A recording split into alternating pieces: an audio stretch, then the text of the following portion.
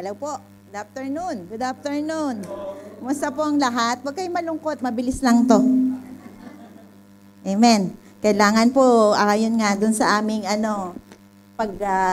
pagsasanay para sa pagbibigay ng mensahe, kailangan daw po maigsi lang. God bless. Sana nga maigsi po ito. Amen. Hallelujah. Salamat sa Panginoon sa muli pagsasama-sama nating lahat. Gusto ko pong makita ang inyong mga magagandang smile. Amen. Amen. Praise God. Ang ating pong topic for the whole month, I think it's 2 months, right, Kuya Pastor Jonathan? Kasi nga talaga namang faith matters. Napakahalaga po ng pananampalataya sa atin bilang anak ng Diyos. Amen po. Talagang ito po, kumbaga parang driving force ng bawat isang mananampalataya. Amen? So, dahil driving force siya, faith matters. So, muli nga, magano tayo? Muli nating i-describe o ibigyan ng meaning, ano nga ba yung faith? Sabi nga dito ang pinaka,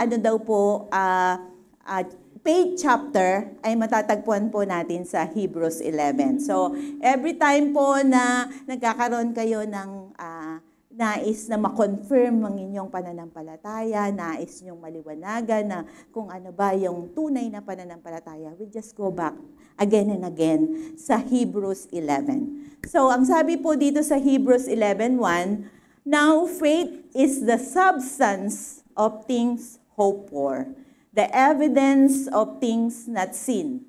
Pagka nag-check po tayo sa sa Google, makikita po natin doon meron siyang A and B. So just to give another, or sabi nga metisaurus po, no? Another meaning. Parang mas gumaan siya. Parang mas malinaw. Sabi doon sa substance, realization daw po siya. And then doon naman po sa evidence, confidence. So meron tayong, meron tayong realization sa mga bagay na inaasahan natin. At meron daw pong confidence tayo dun sa mga bagay na kahit hindi natin nakikita. Amen po? So, bago po tayo magpatuloy at lalo pang tuklasin natin yung pananampalataya, yung faith, tayo po ay sumandaling manalangin. Hallelujah, praise you, Lord. Hallelujah. Maraming salamat po sa iyo, Panginoon. Thank you, Lord, for this day, for this time. You gather us together, O Lord. At masarap po, Panginoon, na magsama-sama kami sa iisang espiritu, sa iisang purpose na yon, Panginoon, ay magkaroon kami ng pananampalataya. Faith that founded in Jesus Christ alone.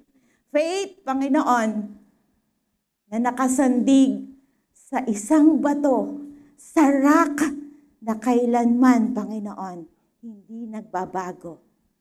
Iyon ay ang aming Panginoong Hesukristo. Kaya on this hour, O God, on this day, tulungan mo kami, Panginoon, na lalo pa naming ma-realize yung pananampalataya na ikaw mismo, Panginoon, ang nagbigay.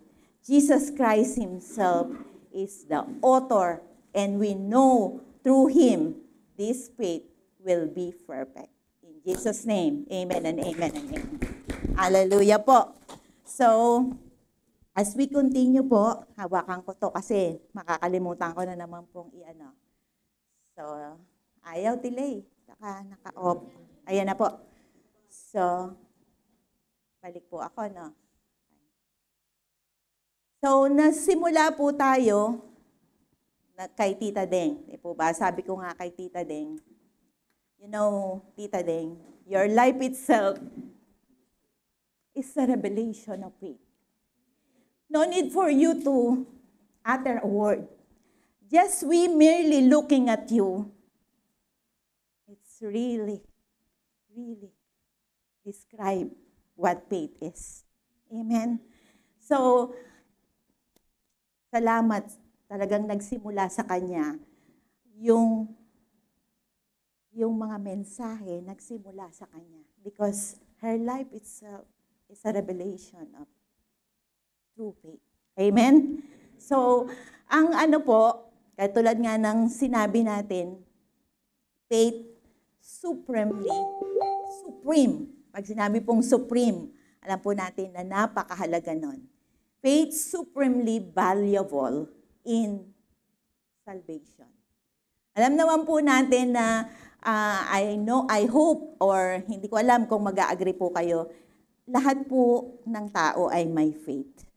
Yung mga Hindu, may faith sila. They have faith with baka, di ba? Marami silang pinagtitiwalaan. Yung mga Muslim, they have their faith. Yung mga atheist, sinasabi nila they don't have the faith, but they do also have the faith. Meron silang bagay na kung saan nakasandig yung kanilang pananampalataya, yung kanilang paniniwala. So, ang kailangan natin ay masandig, magkaroon tayo ng foundation, ang tamang foundation ng ating pananampalataya. And then we know, yung yung faith natin, valuable siya for our salvation. Amen? So, ang sabi po sa Ephesians 2, chapter 2, verses 8 to 9, for it is by grace you have been saved through faith. And this is not from yourselves, it is the gift of God, not by the works, so that no one can boast. Malinaw po, no? Ang pananampalataya natin, ay ang kaligtasan natin, it is through faith, it is by grace. Di po ba? At ito ay regalo ng Panginoon. It is a gift from God so that hindi yun sa ating mabubuting gawa. That no one can boast. Amen po? So, tandaan po natin yon. It is a gift of God. We have been saved through grace by faith, which is through Jesus Christ. Amen po? So, sabi po sa 1 Corinthians 15, 3-4, ito po ang sabi ni Pablo, sabi niya po, for what I received, I pass it on to you.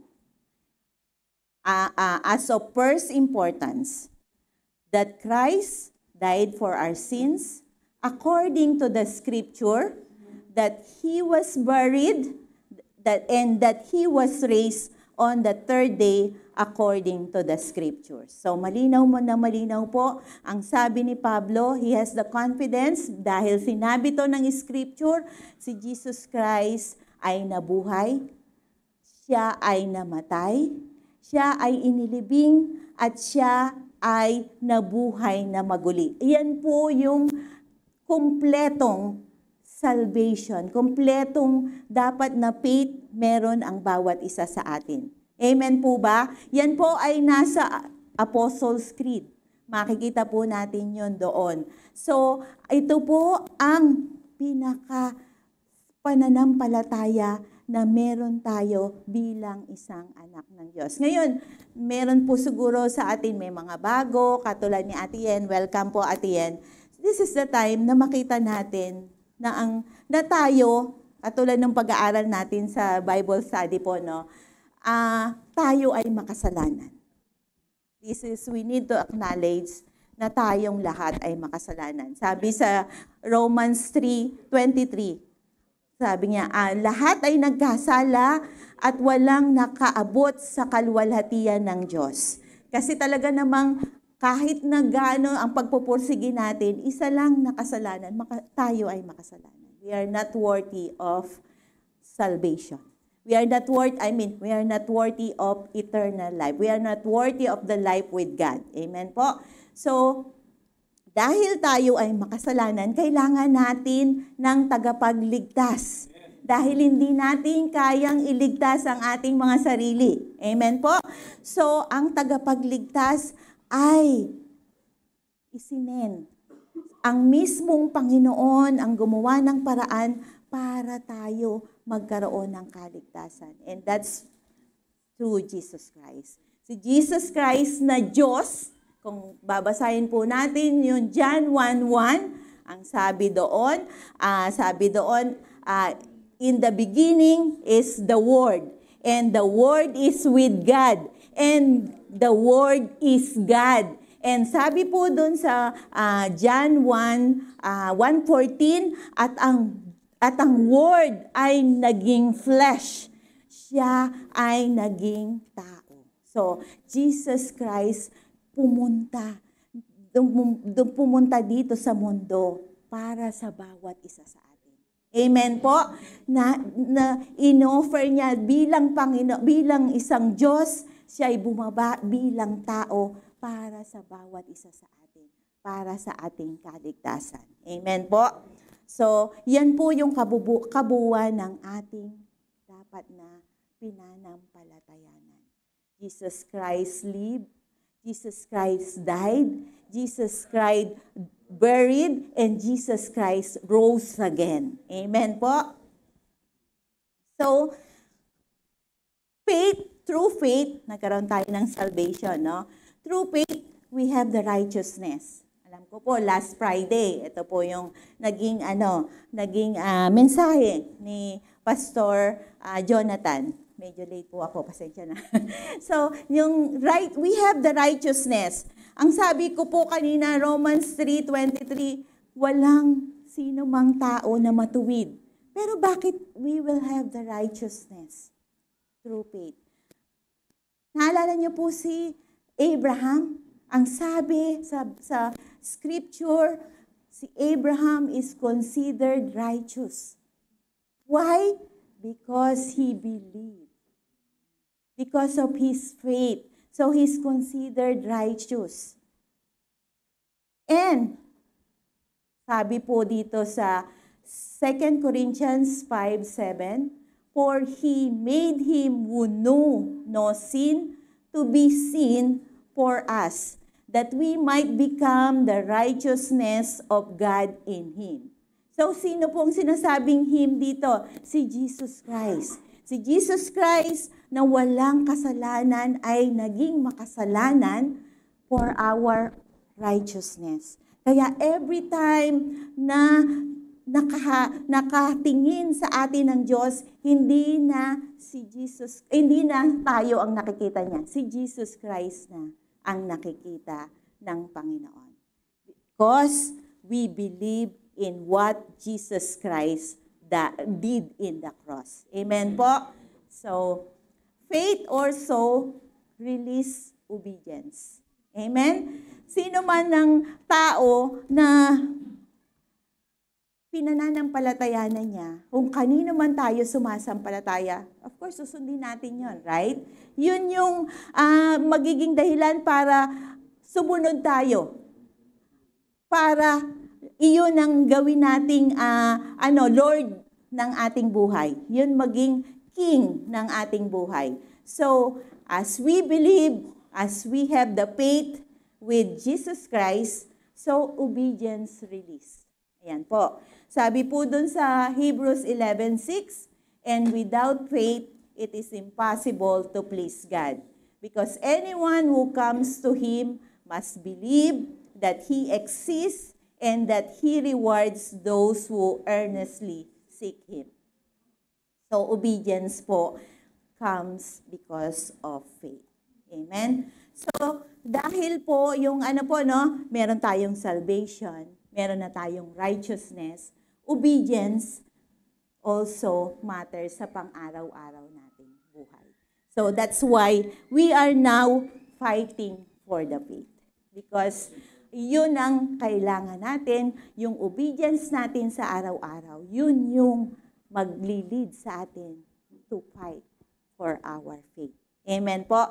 So before I start reading the reference verse po para sa ating message, gusto ko munang ipakilala po sa inyo yung author. Ito po ang po natin, message po natin for this day ay si Jude. May isang lang po, isang verse lang yung Book of Jude. Isa lang siya. Kasing iksi daw siya ni John, pero mas maigsi pa yung kay John. Pero yung kay John naman kasi 3 books siya no? Pero si Jude, isang book lang siya. Isang chapter lang siya. Yung book pala ni Jude ay isang chapter lang. Si Jude daw po, hindi siya si Judas Iscariote. Just to clarify, si Jude daw po ay half-brother of Jesus Christ. Bakit natin binigyang diin yung half-brother? We know that Jesus Christ is not, born out of, ang hirap i-explain po, no? Hindi dahil sa pagtatalik or dahil kay Joseph at kay Mary. Si Jesus ay born out of the Spirit. Amen po. So, si Jude ay half-brother of Jesus Christ lang siya. Considered as half-brother. Amen po. At sabi po sa Bible, meron daw pong 4 half-siblings, si Jesus Christ. Yun daw po ay si James, si Joseph, si Simeon, at saka nga si Jude. At meron din daw po siyang, hindi naman mismong ma-confirm na 2 sisters nga. Kasi ang sabi lang dito sa, John 7:3, and sabi po doon na, meron pong description doon na nandun daw po yung brothers and yung sisters. Kasi nga sinabing sisters, so kinonsider na more than one. Kasi hindi na nabanggit sa Bible yung mga pangalan ng kapatid na babae ni Jesus, na half-sister niya. So, ang nabanggit lang doon sa John 7:3, nabanggit lang doon sa Mateo 13:55 and Mark 6:3, yung mga kapatid niyang lalaki, which is si James, yung sa Santiago. Alam niyo po, may book din po si James, no? Yung Santiago siya sa Tagalog, si Joseph, si Simeon, at saka si Jude. At first daw po, si Jude ay hindi siya believer ni Jesus Christ. Kuminsan, tatanungin natin yung mga sarili natin, no? Imagine, meron kayong 6 kayong magkakapatid, bali 8 sila kasama yung parent nila, nakatira kayo doong panahon daw na yon, ang liit lang ng bahay. But imagine, yung mga kapatid mo hindi naniniwala sa iyo na you are a God, you are the Messiah. Kuminsan, magkakaroon ka rin ng doubt, no? How this has happened? Na yung isang kasama mo sa bahay, hindi mo pinananampalatayanan na sinen ng Diyos para sa iyong kaligtasan. Tapos sabi dito, nangyari lamang po, sabi dito, it was most likely after the resurrection that Jude and his brother James came to understand that their half-brother Jesus was indeed the Son of God. And then afterwards, he became the leader in the early church. So sabi po dito, kung titingnan natin, hindi daw po talaga yung pananampalataya sa Panginoon ay hindi yun sa closeness nyo. Hindi, yung pananampalataya ko, hindi yun yung maglilid para sa mga anak ko, para manampalataya sa Panginoon. Amen po? Ito raw po ay relational.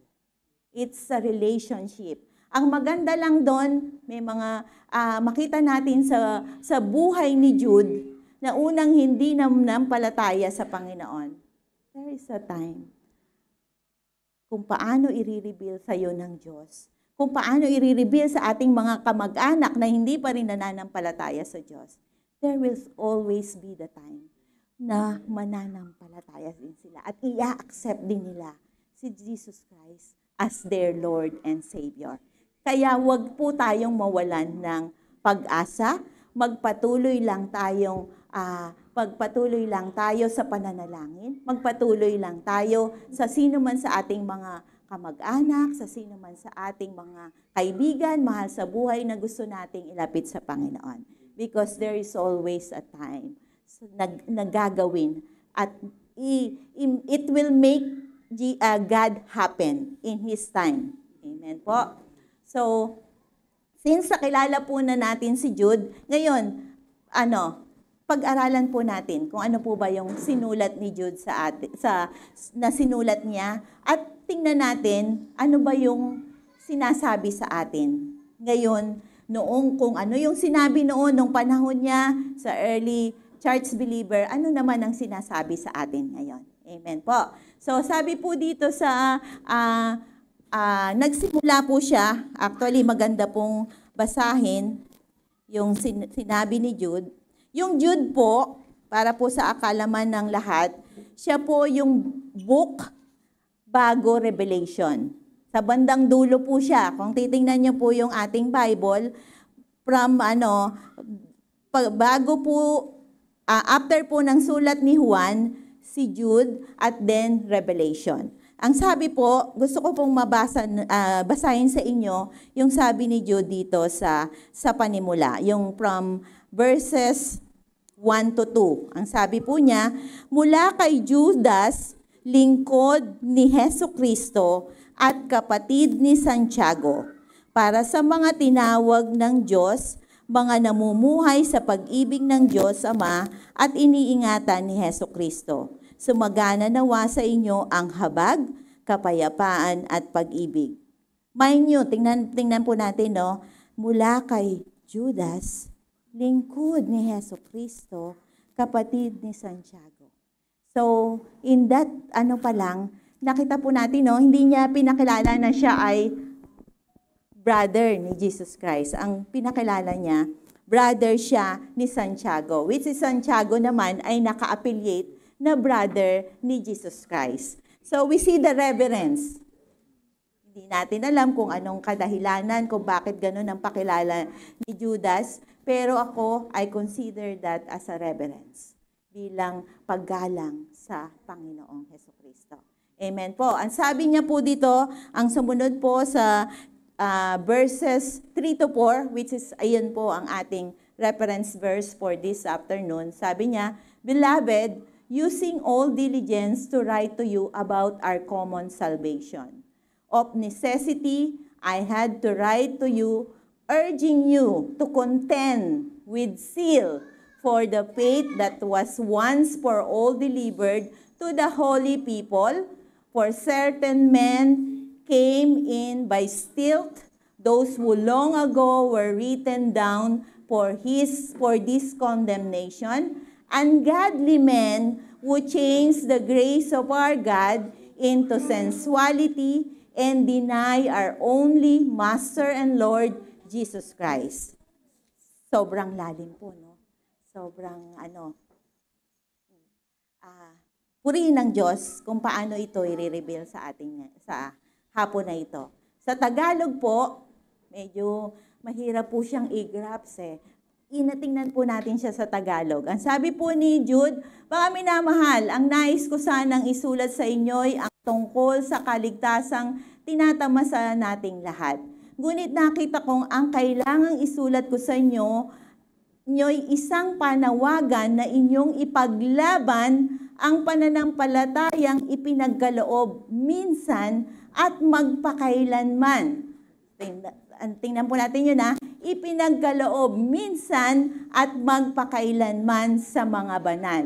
Sapagkat lihim na nakapasok sa inyong samahan ang ilang taong ayaw kumilala sa Diyos. Binabaluktot nila ang aral tungkol sa kagandahang loob ng Diyos upang mabigyang katwiran ang kanilang kahalayan. Ayaw nilang kilalanin si Hesukristo, ang ating kaisa-isang pinuno at Panginoon. Noon pa mang una, sinabi ng kasulatan ang parusang nakalaan sa kanila. Medyo hindi na po natin pag-uusapan yung mga karaniwang encouragement para na sabihin, God will provide, God, I can do all things through Christ. Medyo lalaliman na po. Gusto ng Panginoon na laliman kung ano, yung ating pananampalataya sa Kanya. Amen po? So, ang ganda nung pag-usapan natin ngayon, ano ba dapat yung ipinaglalabanan natin sa ating buhay? Ano nga ba ang kailangan na nating desisyonan sa ating buhay? Ano na dapat yung piliin natin bilang anak ng Diyos? Amen po. Ang ano daw po, ang ating salvation through faith, through pananampalataya, ay merong past, present, and future. So, alam ko kung sa ating mga teacher, meron siyang yung progressive, di ba? Merong past progressive, merong present progressive. So, kung titingnan natin yan sa turo o sa ating pananampalataya o sa kalagayan natin sa Panginoon, the past is when we receive Christ, when we believe that Jesus Christ is my Lord and Savior, yun yung justification. It's the past. Pagka tinanggap natin yung Panginoon bilang ating Panginoon, at si Jesus Christ bilang ating Panginoon at tagapagligtas, we are being justified. Pinatawan na tayo sa ating mga kasalanan. As if we did not sin. So our sin, wala nang record ng ating mga kasalanan. Ang sabi doon, there's no more condemnation. Sabi sa Romans 8:1. So, kung ano man yung kasalanan natin, nakabura na yun. Wala na siyang record. We have been justified. So, yung past na yun, considered yung nung tinanggap natin yung ating Panginoon. Amen po? Yung future natin, yung past at future, predestined na yun. Nakalaan na yun. Tinapos na yun ni Jesus Christ dun sa cross. Yung past mo, yung future mo, natapos na yun. We have, nung tinanggap natin na justify na tayo, yung future natin, that is the eternal life. Yung heaven na inaasahan natin. Amen? That's why Jesus Christ resurrected.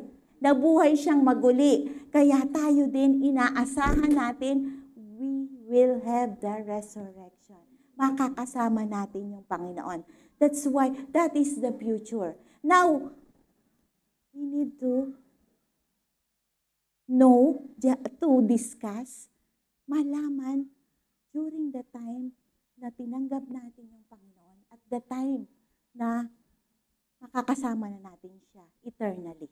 So, yun yung the time we have been sanctified. Yung sineseparate tayo ng Panginoon from this world, yun sa pang-araw-araw natin na buhay hanggang sa dumating yung panahon na makasama na natin yung Panginoon. That's the important, right? Hindi kasi, mahirap. Actually, ang buhay daw natin, nung tumanggap tayo, at sa pagtanggap natin, it's not a playground. Hindi siya parang laruan lang na, saya-saya, gano'n na ligtas na tayo sa mga problema. Actually, it's a battleground. Yung buhay natin ngayon, dito sa lupa bilang anak ng Diyos, it's a battleground. Pakikipaglaban. Di po ba? Anong mga naranasan ng ating ng ating bagong tumanggap sa ating Panginoon? Ang sarap nung makita natin na kumpleto na ba yung sahod ngayong buwan na to? Si Kuya June, ang sabi na balitaan ko, uuwi yata. Amen? O, di po ba? So, tapos tayo sa pang-araw-araw na buhay natin, pag nagtatrabaho tayo, Ate Yeng, anong mga nararanasan natin? That is a battleground, right? Hindi siya playground yung buhay natin dito. So, at that, yung moment na to, na nandito tayo sa lupa, so we need to know how to fight for the faith. Amen? To stay, katulad nga ng sabi nga ni Ate Flor, diba? Every day, this week, ang raming mga pinagdaanan. So, it's how we respond doon sa mga circumstances ng ating buhay. Ang sabi po dito, salvation or kaligtasan ends in Christ alone. Kasi marami pong mga turo ngayon. Naliliteron po ba kayo? Ang sabi po, di po ba, sabi yung salvation ay yung Jesus Christ died on the cross and our good works. Merong ganong pong mga turo. Yeah. So, may kasama siyang good works. Which is sometimes nakakalito talaga. Kasi, ano ba? Christ alone, pero wala kang gagawin. Diba? May mga ganon tayong kaisipan. But salvation, yung kaligtasan natin, ends in Christ alone. The good works na gagawin natin is because out of the salvation that we have received. Di po ba?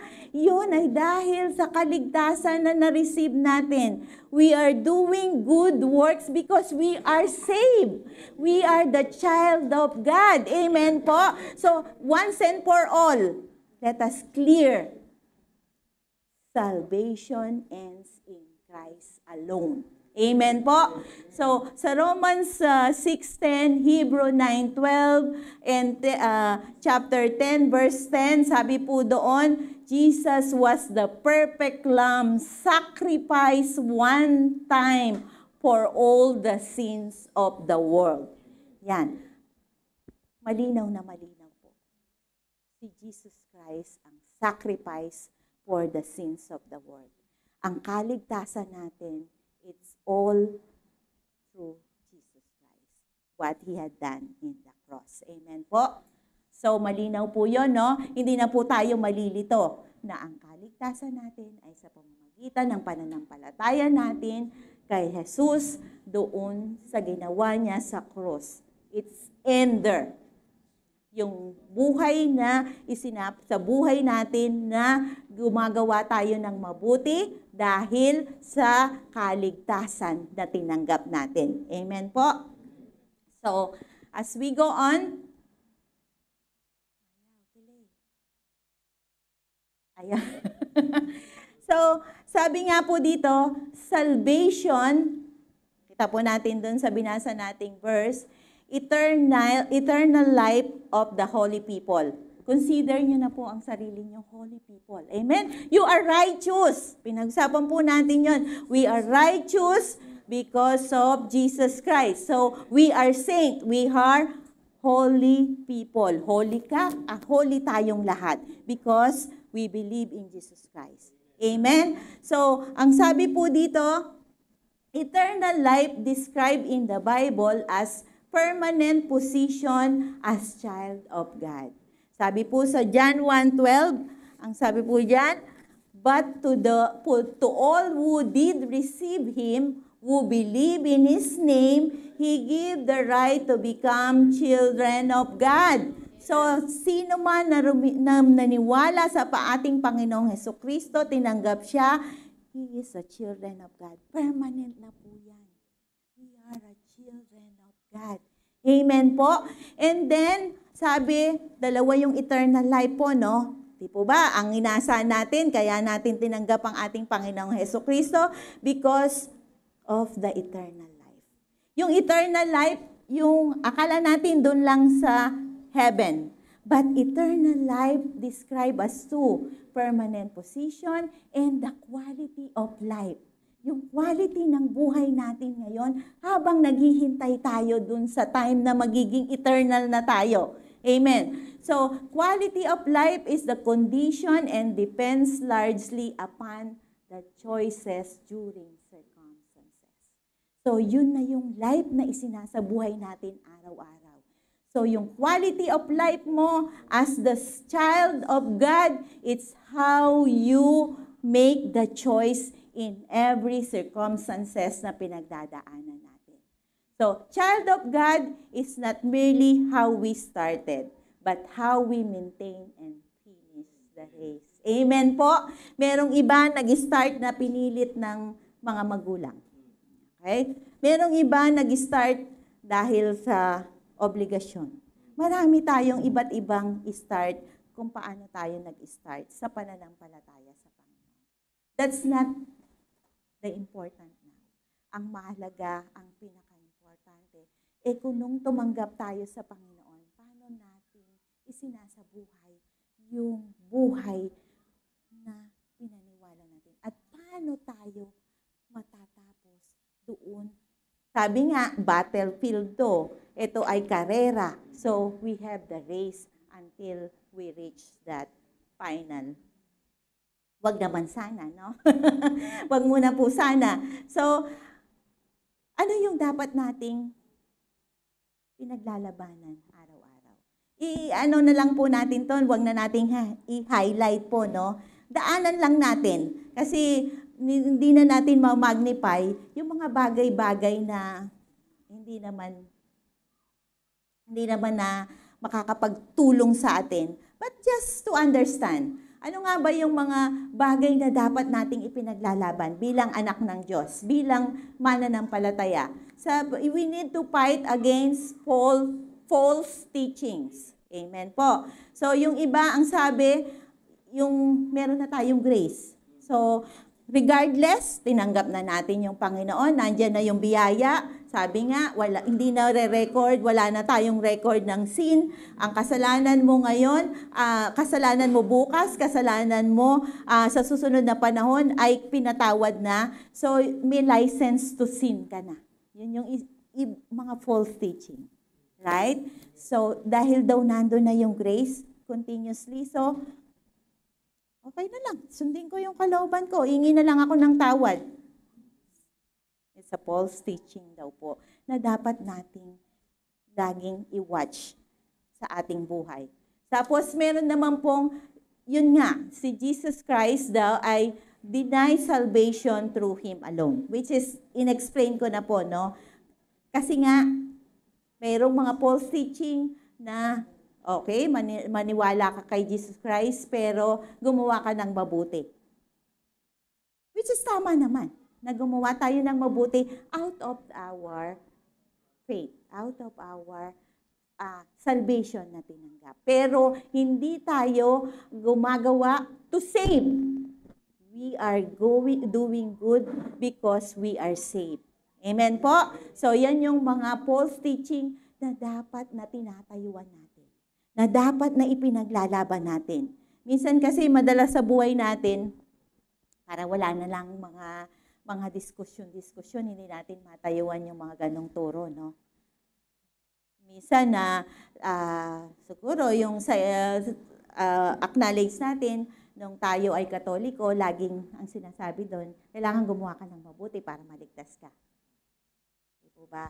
Mga ganong mga turo. What we need to stand, we need to fight na yung si Jesus Christ ang dahilan ng ating salvation.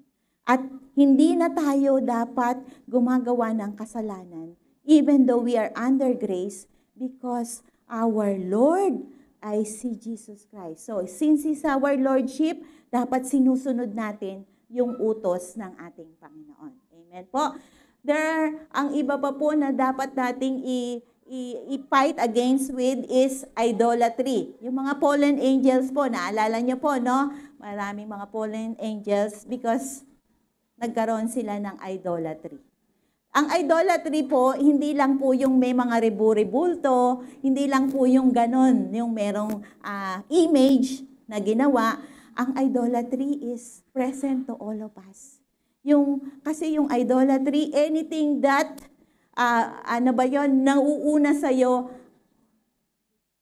na hindi yung Diyos ang nauuna. Anything that replace God in your life, it's idolatry. Kung ang nauuna sa'yo ay ang asawa mo, Ang nauuna sa iyo yung anak mo, ang nauuna sa iyo ay trabaho, ang nauuna sa iyo ay career, it means idolatry. And most of the time, ang idolatry ay ang ating mga sarili.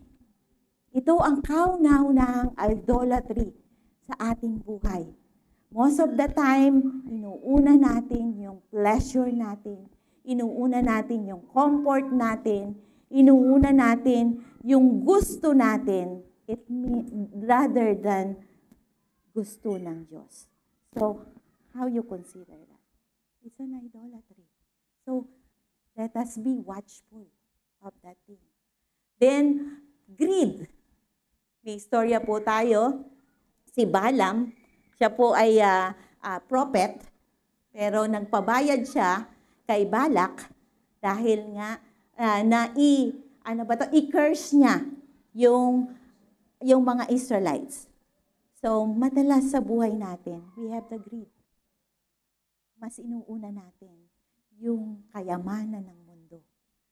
Mas inuuna natin yung mga bagay na possession, diba? Yung panandalian, yung temporal, sabi nga ni ate. So, rebellion. There are times in our life, we are rebellious. May time sa buhay natin nung ang di natin pagsunod sa ating mga magulang, ang di natin pagsunod sa authority, ang hindi natin pagkilala sa ating mga boss, ang pagka-curse mo o paglaban mo, it's a kind of rebellion. Amen? So these are the normal, these are the ordinary matter na pinagdadaanan ng nating lahat. So we should be mindful of all these things that we need to fight in every day of our life. Amen po? So as we continue, ang sabi sa atin ni Jude, we should contend with zeal. Yan po ang dapat. Diyan natin nagmula yung ating message, yung ating title, Fighting for the Faith. Contend with zeal. Yung contend daw po ay mula sa Greek word na epagonismai. Yung epagonismai daw po, idihinati siya sa dalawang salita. Yung epi, earnestly, and then yung agonismai, strive, fight, compete, or labor. So, talagang kailangan nating paglabanan yung mga bagay na yon earnestly. Yung talagang marugdob. Kumbaga sa malalim na Tagalog, marugdob nating paglabanan yung mga bagay na dinescribe natin kanina. So, we need to fight for the faith, fight not to save, but we fight because we are saved. So, paano?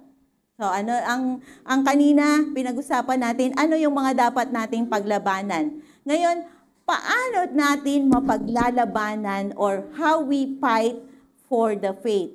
First, we will exercise the sword of truth to defend the faith. This is the armor of God. So, yan po ang dapat nating suotin para sa laban ng buhay.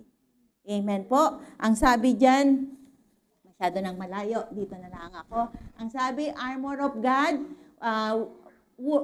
wherefore, take unto you the whole armor of God, that you may be able to withstand in the evil day, and having done all to stand. Makikita po natin yan sa Ephesians 6:11 to 17 po. We wear the belt of truth, sword of the Spirit, feet of peace, helmet of salvation, breastplate of righteousness, shield of faith. So, para po mas malalim nyo pang maintindihan yung armor of God, basahin po natin yung Ephesians 6:11 to 17.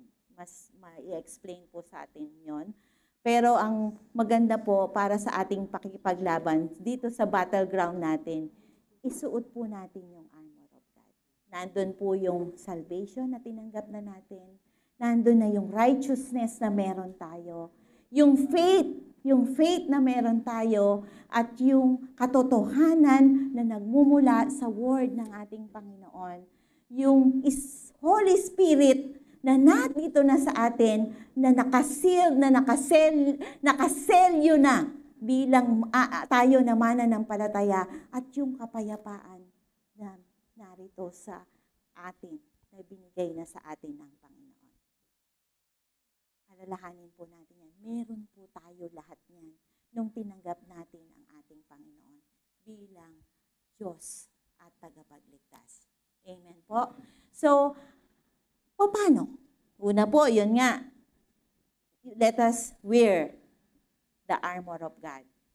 Sabi po doon sa we should be strong and courageous. Maging matapang po tayo.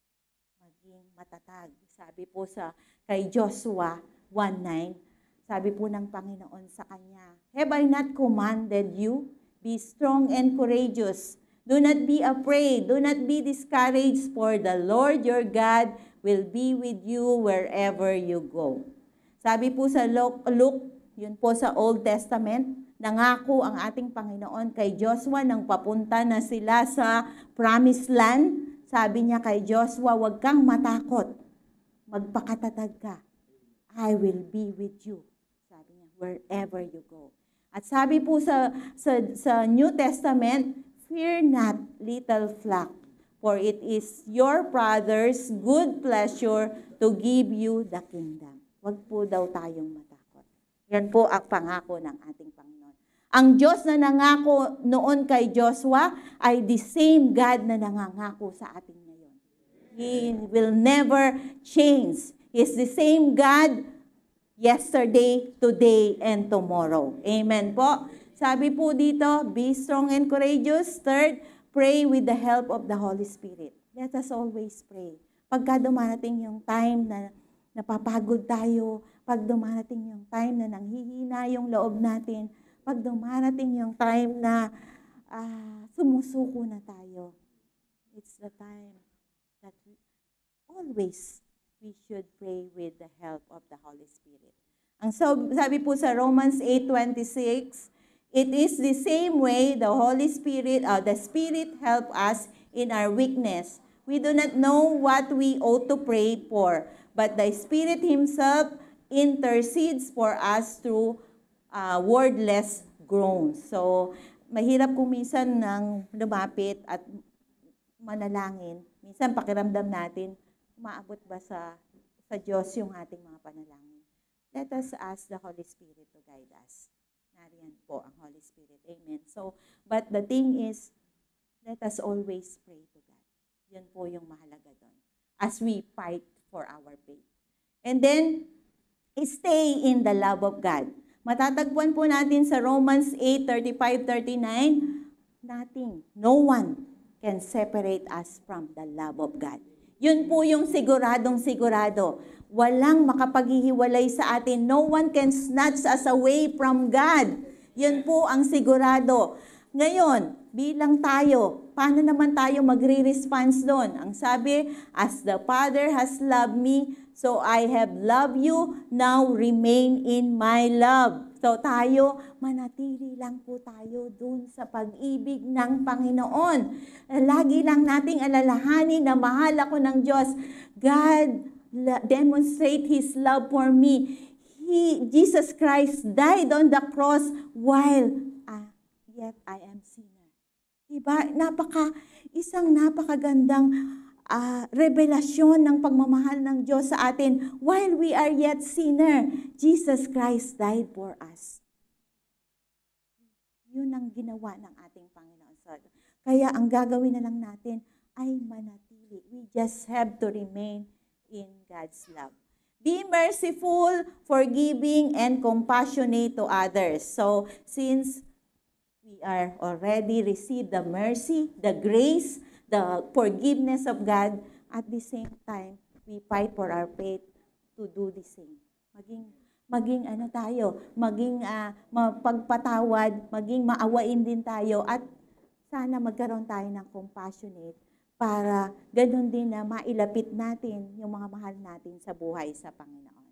Blessed are the merciful, sabi po sa Matthew 5:7, but for they will be shown mercy.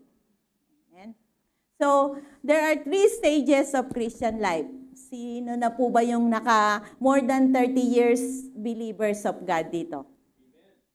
Kasi kuya, inamin ang edad. So, yung meron dito na mananampalataya na for 30 years, 20 years,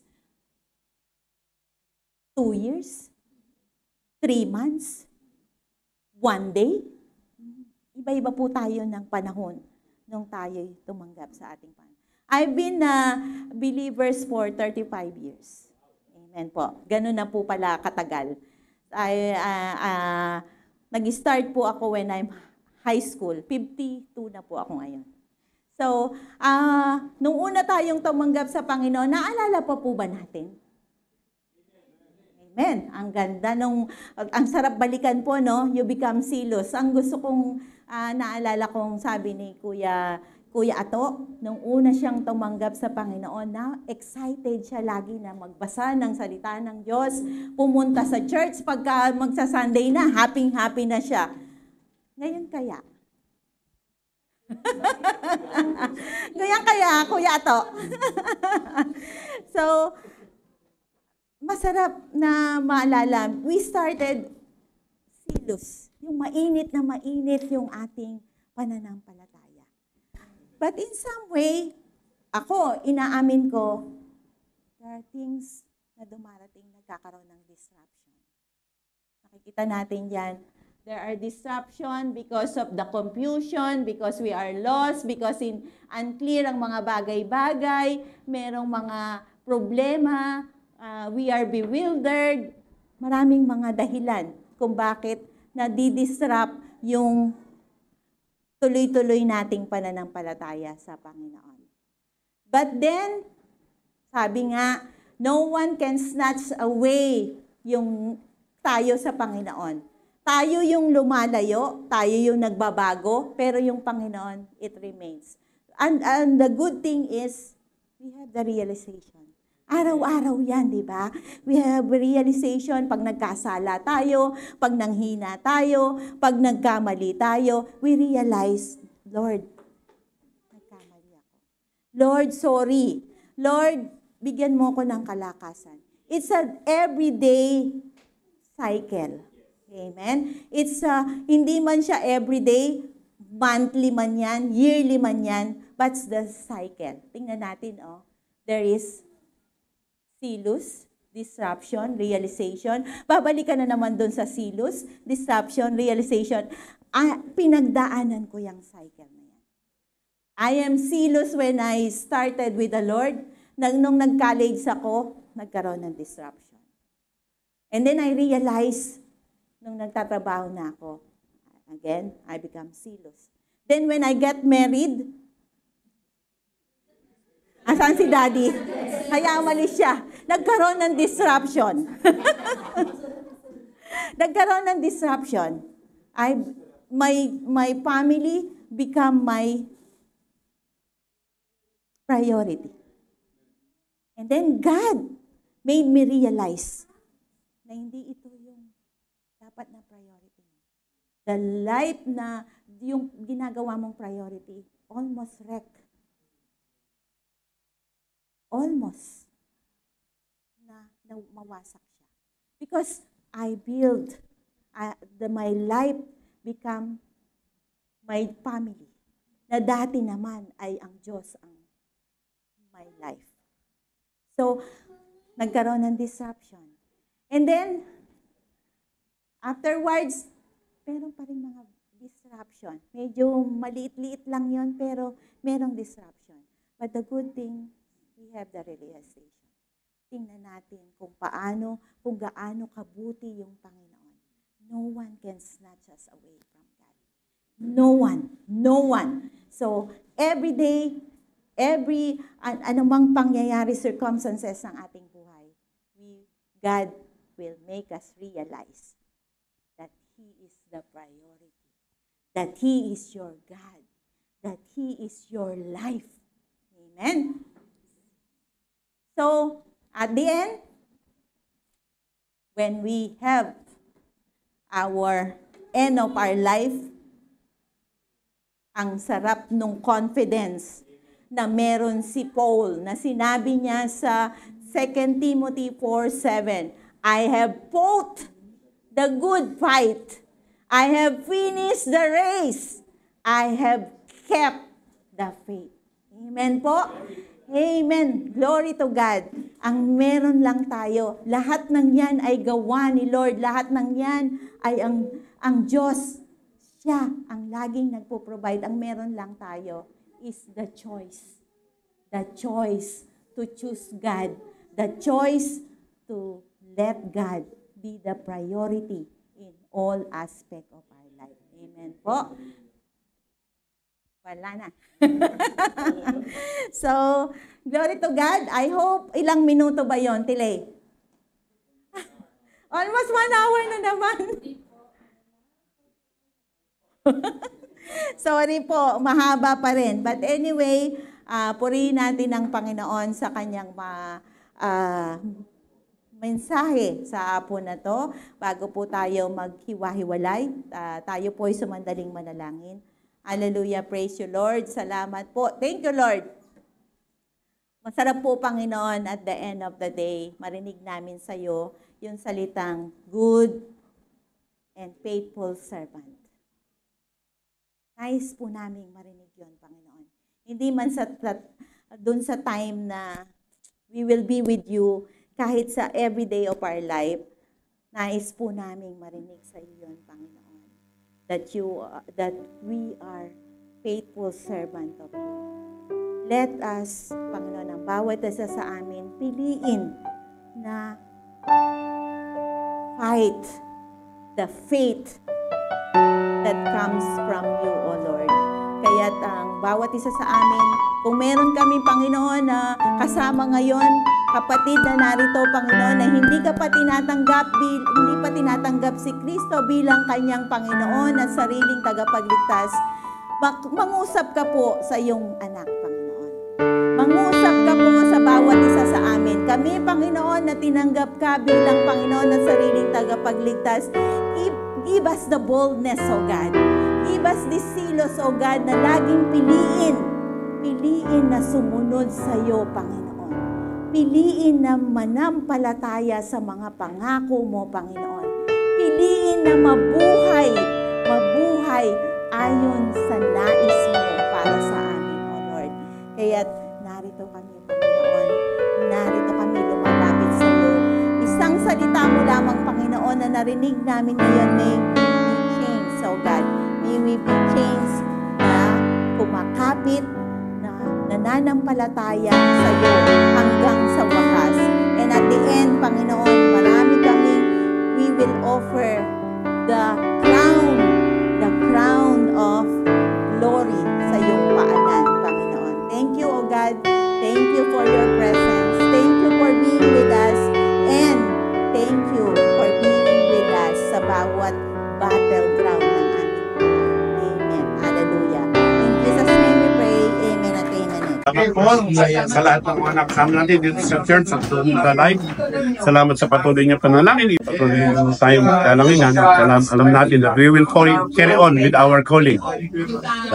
Amen. Glory to God po. Marami po salamat sa lahat po ng nakibahagi po sa atin ngayong araw na ito sa FB Live at ganun din po dito sa church po. Tunay nga po na nangungusap po ang Panginoon sa atin at araw-araw po tayong binabago ng ating Panginoon. Glory to God.